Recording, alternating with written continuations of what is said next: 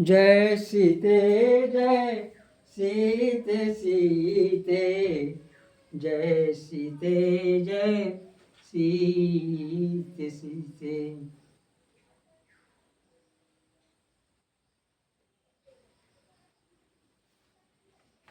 मैं कवि रामचंद्र जानकी शरण दास अपने ग्रंथ सीताराम चरित्र दर्पण के पृष्ठ संख्या 494 गरल कांड से सुना रहा हूं।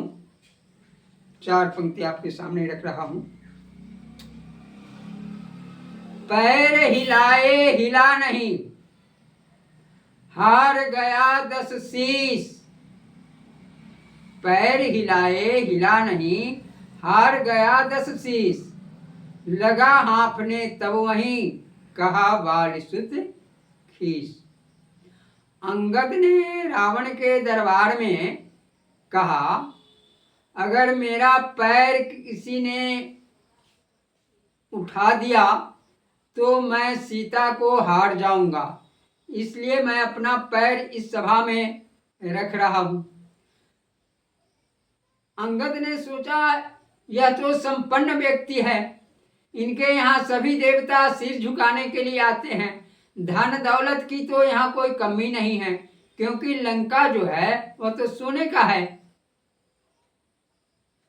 इसका मात्र एक ही टेर है कि किसी प्रकार से सीता हमारी सेविका बने, इसलिए तो क्यों नहीं सीता को ही हम दांव पर लगाकर इसका मान मर्यादा भंग करें। इस दृष्टि से उसने सीता को ही दांव पर लगाया।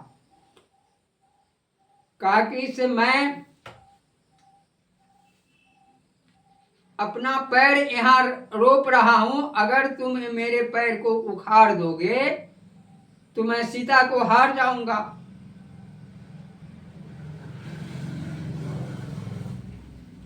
अब रावण के दरबार में सभी दरबारी एक एक करके उठाने का प्रयास किया, लेकिन सभी हार गए।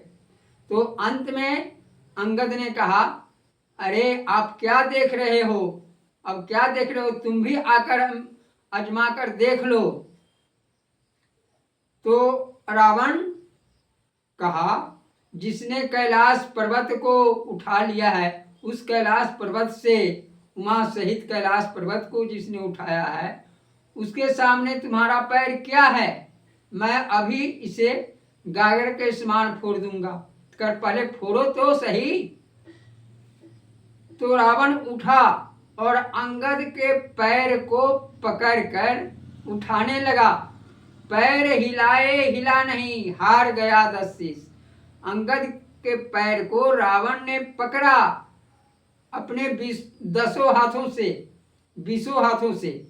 10 सिर हैं तो 10 दूना 20 हाथ हुआ। 20 हाथों से उठाने का प्रयास किया, लेकिन वह नहीं, टस से मस नहीं हो पाया। तब लगा हाँफने तब वहीं, कहा बाल सुत खीस। तो जब वह पैर को पकड़े ही हाँफने लगा तो तारासुत अंगद ने कहा, मेरे पग पकड़े नहीं होगा तब उद्धार। कहते अंगद पग खिंचे, हंसे ठहाका मार। मेरे पैर पकड़ने से तुम्हारा उद्धार नहीं होगा। यह कह करके अंगद ने अपना पैर खींचा और ठहाका मारकर हंसने लगा। इस प्रकार से रावण के ही सभा में रावण को वह श्री राम की शक्ति का पता दिखला दिया, राम की शक्ति का तेज दिखला दिया। क्योंकि अंगद ने राम की शक्ति से ही पैर रोका था, राम जी को स्मरण करके ही पैर रोका था। तो अंगद के पैर में तो राम जी की शक्ति है ना। तो भक्त तो भगवान अपने भक्त की रक्षा करने के लिए सभी प्रकार से, सब तरह से तैयार रहते हैं, मुस्तैद रहते हैं। भगवान के नजर से कौन बच सकता है। इसलिए अंगद के पैर को रावण नहीं हटा सका। लेकिन बहुत से व्यास आज कहते हैं कि अंगद के पैर को रावण उठा देता। अरे बेवकूफ, उठा देगा कैसे? इसमें राम की शक्ति है। तो अंगद के पैर जब उठाने रावण गया तो वह अपना पैर खींच लिया।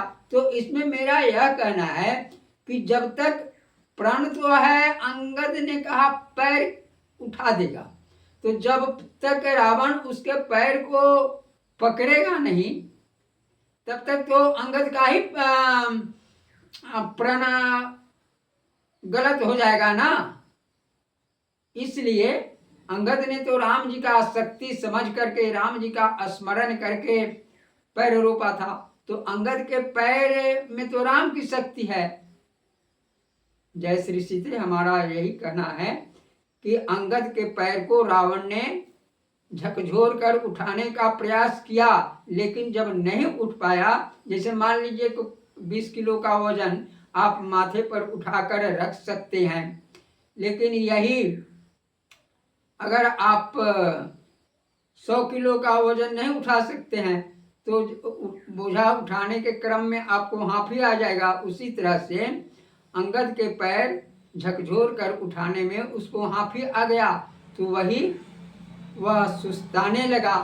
तो सुस्ताते हुए देख करके अंगद ने अपना पैर खींचा और कहा, मेरे पैर पकड़ने से तुम्हारा उद्धार नहीं होगा, राम के पैर जाकर पकड़ो। अब प्रिय पाठकों, श्रोताओं, दर्शकों, आप विचार करें, अंगद का प्रण सही तो तब होगा जब रावण उसके पैर को पकड़ेगा। अब विचार तो आप, निर्णय तो आप करेंगे कि मैं सही कहा या गलत कहा। जय श्री सीते।